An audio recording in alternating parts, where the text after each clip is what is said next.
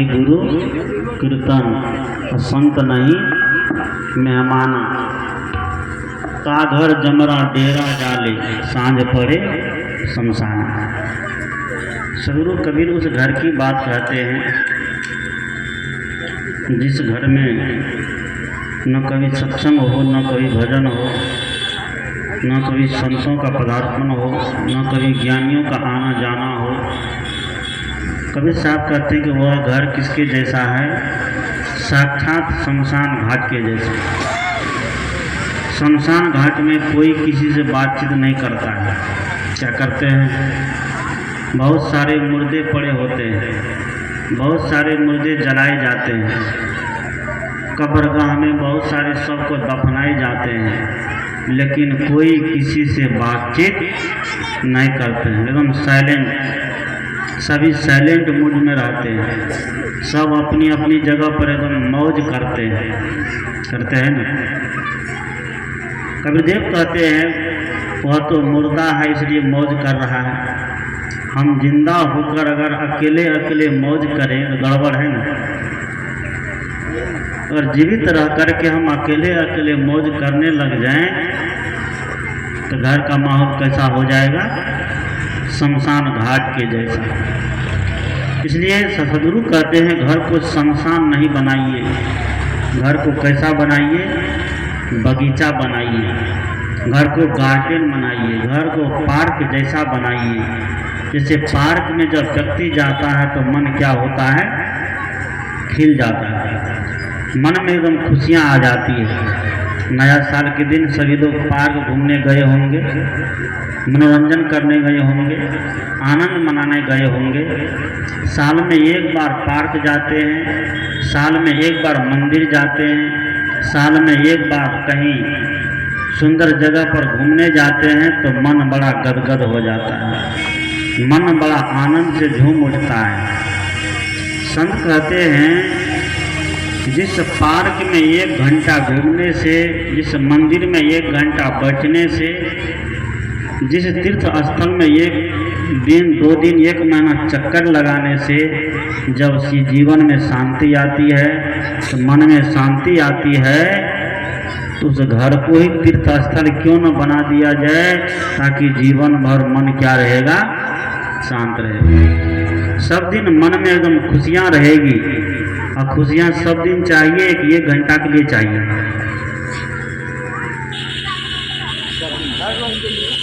हर रोज चाहिए। भोजन रोज चाहिए कि एक ही दिन चाहिए? रोज चाहिए। 3 बार भोजन, कितना बार? 3 बार भी। लेकिन उसमें भी किसी किसी के ज़्यादा हो जाए तो 5 बार मार देता है, मारता है, तब पर भी पेट नहीं भरता है, फिर खाली का खाली रह जाता है। दुनिया में एक पेट ही ऐसा है जो कभी नहीं भरता है। मन भर भी जाता है लेकिन पेट नहीं भरता है। अब पेट इसलिए नहीं भरता है कि फिर मन एकदम चालू हो जाता है कि कहते हैं कि संसार में 4 गड्ढे, मैं बार बार बताता हूँ कि संसार में 4 गड्ढे हैं जो नहीं भरा है, नहीं भरेगा कभी। कौन कौन गड्ढा जानते हैं? अगर नहीं जानते तो आज जान लीजिए, सभी लोग जान लीजिए। 4 गड्ढा है। हमारे किशन लाल दास जी देखिए, जहाँ कुटी बनी हुई है जिसका कल उद्घाटन हुआ है, उद्घाटन के शुभ अवसर पर सत्संग आज तक चल रहा है। उस कुटी के बगल में कितना गड्ढा था, अभी भी कुछ गड्ढा बाकी है, लेकिन उसको भी क्या किया? मिट्टी से भर करके उस पर कुटी का निर्माण कर दिया। जो भी गड्ढे हैं वह भी धीरे धीरे भर जाएगा। अगले साल देखिएगा इससे और बड़ा सत्संग होगा और कुटी का निर्माण ज़्यादा हो जाएगा। होगा ना? होना चाहिए कि नहीं? नहीं होना चाहिए। आप लोग शुभकामना करिए, आप लोग इनको आशीर्वाद दीजिए, ये कुटिया और बड़ी हो कि साल में 2 बार सत्संग सुनने को मिले, 2 बार भंडारा खाने को मिले। बोलिए सदगुरुदेव की जय। ये गड्ढा भी भर गया और जो भी है वह भी भर जाएगा। फिर भी संत कहते हैं कि संसार में 4 ऐसा गड्ढा है जो कभी भरने वाला नहीं है। कौन कौन है? पहला गड्ढा है शमशान घाट। जिस शमशान घाट की चर्चा अभी आई है कि जागर कथा नहीं गुरु कीर्तन संत नहीं मेहमाना, ताघर जमरा डेरा डाले सांझ पड़े शमशान। पहला गड्ढा शमशान घाट है। शमशान घाट में कितने मुर्दे को ले जाए गए, दफनाते गए, जलाते गए, दफनाते गए, जलाते गए, अभी तक भरा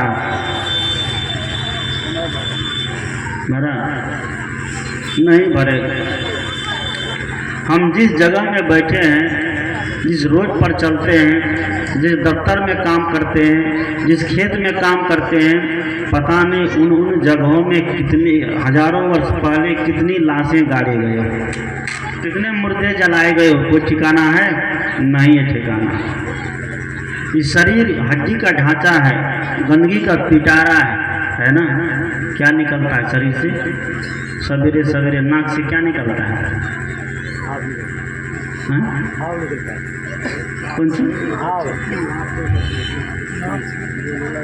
सवेरे सवेरे नाक से क्या निकलता? गंगा जमुना जब चलने लगे तब उसको कोई पॉकेट में रखता है निकाल के? कोई कहे कि नहीं हमारा शरीर का है, उसको निकाल के रख लेते हैं पॉकेट में, काम चलेगा? नहीं चलेगा। कान से क्या निकलता है? गिज्जी बोलते हैं। और मुंह से, जिस मुंह से इतना बढ़िया बढ़िया बोलते हैं और इतना सुंदर सुंदर गाली देते हैं, उस मुंह से क्या निकलता है? थूक और खखार, गंदगी। इस शरीर गंदगी का पिटारा है। इस गंदगी को लेकर के हम लोग घूमते हैं, पेड़वा का, कबूतर का, मुर्गा का, बकरा का, सब कुछ खा जाते हैं। अब मानव का हड्डी अगर शरीर से छू दे तो 4 बार स्नान करते हैं ना। अगर हड्डी से पैर टकरा जाए तो कितने बार? 4 बार स्नान करते हैं। और मुर्गा का हड्डियों चूसते हैं, बकरी का हड्डियों चूसते हैं, तब जाके स्नान नहीं करते हैं। भोजन पर अगर मक्खी बज जाए तो मक्खी को उड़ा देते हैं, उड़ाते हैं। भोजन पर मक्खी बज जाए तो मक्खी को उड़ा देते हैं, लेकिन मुर्गा का मांस खाते हैं, मछली का मांस खाते हैं, बकरा का खाते हैं, और उस पर भी मक्खी बज तो उसको भी उड़ा देते हैं। गंदगी खा रहे हैं, लेकिन अलग से मक्खी आके बज गई तो मक्खी को उड़ा दिया जाता है। ये मानव की सोच है। मैंने कहा कि 4 गड्ढे, जिसमें है पहला शमशान घाट, न भरा है न कभी भरने वाला है। दूसरा गड्ढा क्या है? समुद्र। समुद्र में हजारों नदियों का पानी गया, अभी तक जा रहा है, लेकिन नहीं भरा। गंगा सागर देखने गए हैं ना? कौन कौन गए? अपना हाथ उठाइए तो गंगा सागर कौन कौन गए हैं? अरे वाह, आप गए हैं? और लोग नहीं गए हैं? गए हैं? आप हाथ क्यों नहीं उठाए? जो लोग गंगा सागर गए हैं, गंगा सागर में भारत की सभी नदियों का पानी जाता है, लेकिन अभी तक भरा नहीं भरा। जो लोग गए होंगे देखते हैं कहीं पर बालू है तो कहीं पर पानी है। घंटों में, मिनटों में कहीं पर मास भर पानी तो कहीं पर एकदम सूखा सूखी जमीन है। समुद्र भरने वाला नहीं है। और तीसरा गड्ढा है कौन आदमी का? क्या? इस पेट भरन के खातिर तो पाप कमाता निस दिन। किसके कारण? इस पेट भरने के लिए। आदमी पेट भरने के लिए कौन कौन पाप नहीं करता है? चोरी करता है, बेईमानी करता है, बदमाशी करता है, छीना झपटी करता है, भाई भाई का हक मार लेता है, चलते चलते लोगों का गर्दन पर छुरा चला देता है, गाड़ी छीन लेता है, मोटरसाइकिल छीन लेता है, कपड़े लत्ते छीन लेता है। चिंता है ना? किसके चलते? इस पेट के चलते। इस पेट भरण के खातिर तू पाप कमाता निर्दिन। लेकिन याद रखिए लोगों, एक दिन ऐसा आएगा कि शमशान में रखकर लकड़ी तेरी आग लगेगी एक दिन। जिस पेट के लिए तुमने छीना झपटी, बेईमानी, शैतानी, चोरी क्या क्या नहीं किया, वह पेट एक दिन शमशान घाट में जल करके राख हो जाएगा। सब लोग कहते हैं कि पापी पेट का सवाल है। मैं कहता हूं कि पापी पेट का नहीं, पापी मन का सवाल है। किसका सवाल है? पाप कौन करता है? मन करता है कि पेट करता है? मन करता है। मन जब पापी होता है तो आदमी क्या सही है क्या गलत है इस पर विचार करना छोड़ देता है। इसलिए सदगुरु कहते हैं कि तीसरा गड्ढा है आदमी का पेट। पेट आज तक नहीं भरा है। सुबह डालो तो शाम खाली, या शाम डालो तो सुबह खाली, या कभी नहीं भरता है। सुबह खाइए तो शाम तक में, दोपहर तक में खाली, और दोपहर खाइए तो शाम तक में खाली। इसलिए कहते हैं कि 3 बार भोजन, भजन एक बार भजन करने भी आदमी को झंझट लगता है। बहुत लोग ध्यान को भी झंझट बना दिया है। नियम बन गया ध्यान करना है, तब ध्यान उसके लिए झंझट बन गया, और कहता है कि चलो ध्यानों करिए देते हैं, झंझट मिट जाएगा। जब ध्यान झंझट हो गया, ध्यान करने का फायदा क्या रहा था? ध्यान तो मन की वैयक्तिक दशा है। मन जब आनंद, मन जब परमानंद हो तो समझिए व्यक्ति ध्यान से कहीं कम नहीं है। वो दशा ध्यान क्या है? ध्यान का मतलब ही होता है कि सावधानी, हर जगह सावधानी। बोलने पर सावधानी हो, सुनने पर सावधानी हो, सूंघने पर सावधानी हो, खाने पर सावधानी हो, देखने पर सावधानी हो। अगर सावधानी पर सावधानी व्यक्ति रखेगा तो ध्यान कर रहा है कि नहीं कर रहा है? कि ध्यान करने वाला सबको देखता हूँ जब ध्यान से उठता है तो झोड़िया सांप के जैसा फुफकार मारता है। ये कौन सा ध्यान है? ध्यान करने वाला व्यक्ति का मन एकदम शांत हो जाता, निर्मल हो जाता, गंगा जल के जैसा। कबीर साहब ने कहा है ना कि कबीर मन निर्मल भाया जैसे गंगा नीर। कैसे मन हो जाए? गंगा नीर के जैसा, गंगा पानी के जैसा। गंगा पानी को देखिए, कहते हैं कि कभी वह पानी खराब नहीं होता है। गंगा का जो पानी है वह पानी कभी खराब नहीं होता है। क्यों नहीं होता है? वैज्ञानिक कारण है। क्या कारण है? गंगा का पानी बहुत पेड़ पौधे पहाड़ से झड़ते झड़ते आता है। उसमें तरह तरह की जड़ी बूटी का रस उसमें मिला हुआ होता है, इसलिए उसका पानी खराब नहीं होता है। सदगुरु कहते हैं कि जैसे गंगा का पानी में तरह तरह की जड़ी बूटी मिले होने से खराब नहीं होता, उसी तरह मन रूपी गंगा में जिस दिन ज्ञान भक्ति वैराग सदगुरु की साधना ध्यान ज्ञान उतर जाएगा, उस दिन मन भी हमारा कभी खराब नहीं होगा। तब कबीर साहब कहते हैं कि पीछे पीछे हरि फिरे कहत कबीर कबीर। तब कबीर साहब के पीछे भगवान दौड़ने लग गए। क्यों दौड़ने लग गए? कबीर साहब के पीछे भगवान इसलिए दौड़ने लग गए कि कबीर साहब का मन निर्मल हो गया, गंगा के जैसा। किसके जैसा? मन जिसका जिसका निर्मल होगा तो वह ध्यानी व्यक्ति है। मन जिसका जिसका पवित्र होगा वह सत्संगी व्यक्ति है। मन जिसका जिसका संयमित होगा वह बहुत बड़ा महात्मा व्यक्ति है। कोई जरूरी नहीं है कि मंच पर भाषण देने वाला, कपड़ा साधु को पहन लेने वाला व्यक्ति का ही मन निर्मल होगा। घर द्वार में रह करके full pant shirt dhoti kurta में साया साड़ी ब्लाउज में रह करके भी मन क्या हो सकता है? निर्मल हो सकता है, पवित्र हो सकता है। ये व्यक्तिगत जीवन की साधना है। इसे सदगुरु कहते हैं क्या? दुनिया में 4 गड्ढे में तीसरा गड्ढा कौन है? पेट है।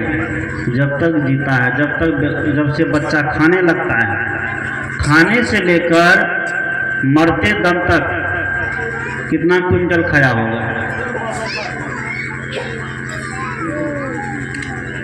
क्या हुआ? कितना क्विंटल खाया होगा? आप कितना क्विंटल खाए होंगे अभी तक में?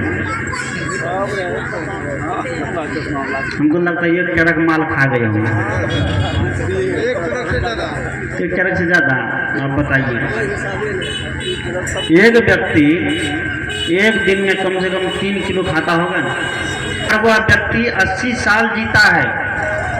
अब हिसाब किताब लगा लीजिए, हम तो हिसाब भी नहीं लगाए कि 3 किलो ही जोड़ के चलिए, और 80 साल वह व्यक्ति जीता है अब कितना क्विंटल माल खा गया, एक ट्रक पर बांटने वाला नहीं है, हटेगा।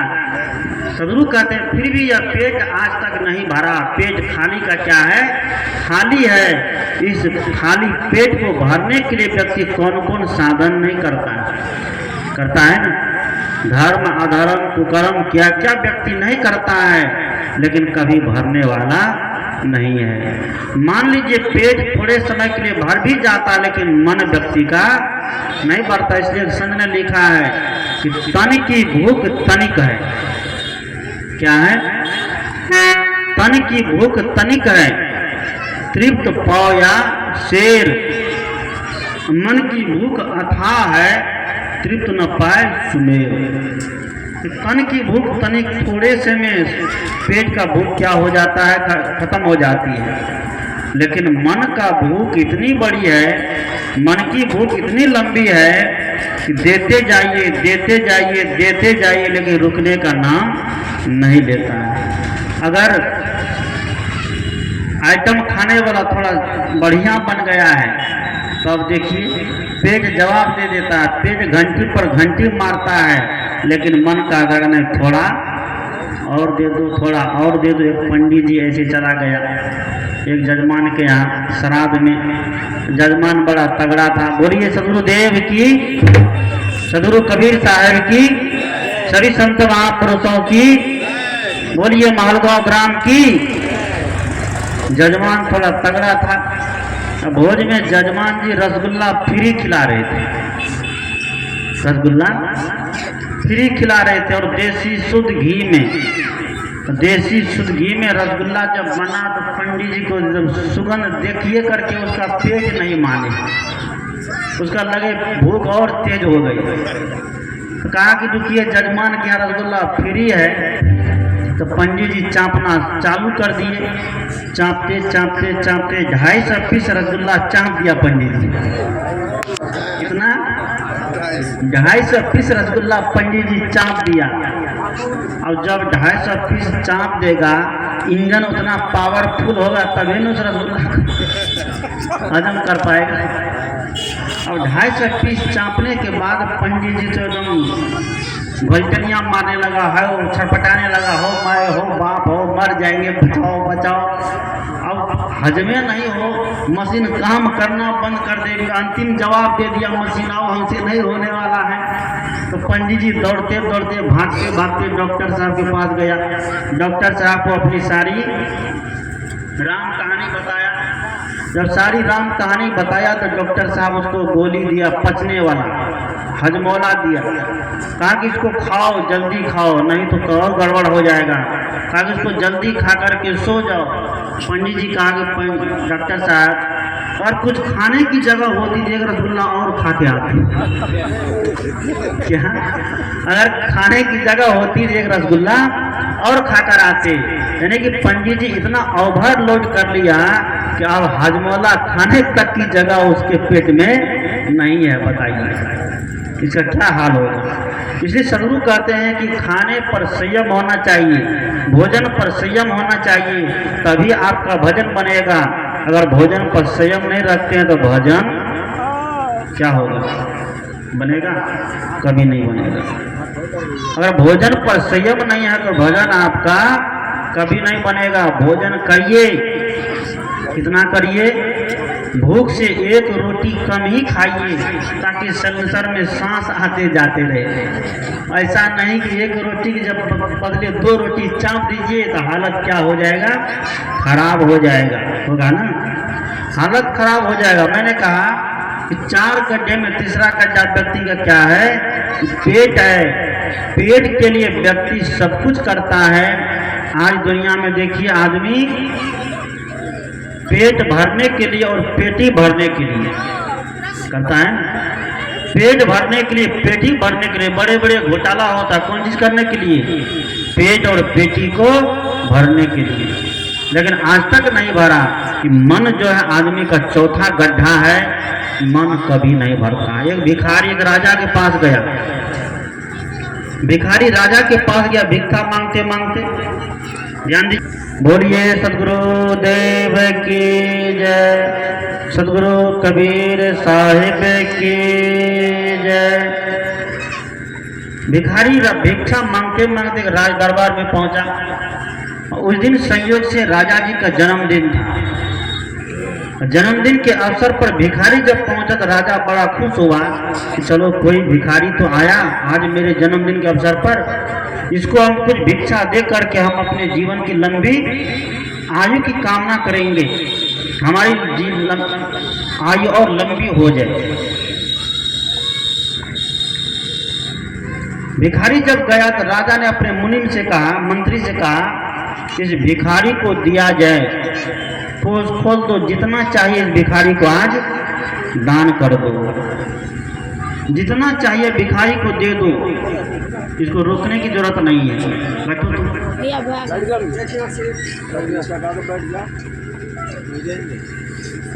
कहा इसको जितना चाहिए उतना इसको दान कर दो। मुनिम देने लग गया, देते देते देते देते देते गया। राजा जी का कोष का सारा माल खत्म हो गया, लेकिन भिखारी ना करने का नाम नहीं ले रहा है। देते देते राजा जी का घर में जितना था, माल में जितना संपत्ति था, धान चावल गेहूँ मक्का चना जौ हींग हल्दी सब कुछ दे दिया, सोना चांदी हीरा मोती रुपया पैसा जितना सब खाली करके दे दिया, लेकिन भिखारी के भिक्षा पात्र भरता ही नहीं था। राजा जी को पता चला, राजा जी को बड़ा आश्चर्य लगा कि आज तक कोई भिखारी हमारे दरबार से खाली नहीं लौटा है, लेकिन ये कौन भिखारी है जो मेरा कोष का पूरा खजाना खत्म हो गया लेकिन अभी तक इसका पात्र नहीं भर रहा है। राजा जी दौड़े दौड़े आया, राजा जी ने कहा, पूछा, अरे भिखारी तुम्हारा भिक्षा पात्र कौन चीज का है? भिखारी ने कहा, ये भिक्षा पात्र नहीं है, ये आदमी की खोपड़ी है, खोपड़ी। क्या है? ये आदमी की खोपड़ी है, समझ गए कि नहीं? खोपड़ी तो आदमी का मन है, इसको कितना भी दीजिए तो ये भरने वाला नहीं है। सदगुरु कर जिसका मन भर जाता है, जिसके मन में संतोष आ जाता है, समझिए दुनिया का सबसे बड़ा अमीर व्यक्ति हुआ है, दुनिया का सबसे बड़ा धनवान व्यक्ति हुआ है, दुनिया का सबसे बड़ा सेठ है, दुनिया का सबसे बड़ा राजा है, दुनिया का सबसे बड़ा शहंशाह है। कबीर साहब ने कहा, चाह गई चिंता मिटी मनवा बेपरवाह, जिनको कछु नहीं चाहिए सोए शहंशाह। चाह गई चिंता मिट गई और फिर व्यक्ति क्या हो गया? बेपरवाह हो गया। और जिनको कुछ भी नहीं चाहिए दुनिया से, कुछ लेना न देना, मगन रहना। इस दुनिया में न तो किसी का लेना हो न किसी का देना हो, कैसा रहिए? मगन रहिए। अब समाज में जब तक है, ध्यान दीजिएगा, समाज में जब तक है तब तक क्या करना पड़ेगा? लेना देना पड़ता है। ये लेना देना व्यवहार है, पड़ोसी पड़ोसी से व्यवहार रखना पड़ता है, पड़ोसी पड़ोसी खुश करके रखना पड़ता है। इसलिए स्वामी विवेकानंद ने कहा, लोग कहते हैं कि हम ईश्वर से प्यार करते हैं जिसको देखे नहीं है, लेकिन पड़ोसी से द्वेष करते हैं जो ईश्वर है लेकिन उससे प्यार नहीं करता है। मान लीजिए आपके घर में कुछ हो जाए तो आपके घर में हजारों देवी देवता को आप बैठा के रखे हैं, आपके घर में कोई ऐसी घटना घट जाए तो आपको देखने के लिए कौन आएगा? कौन आएगा? राम जी कि श्याम जी कि अल्लाह जी? कौन आएगा?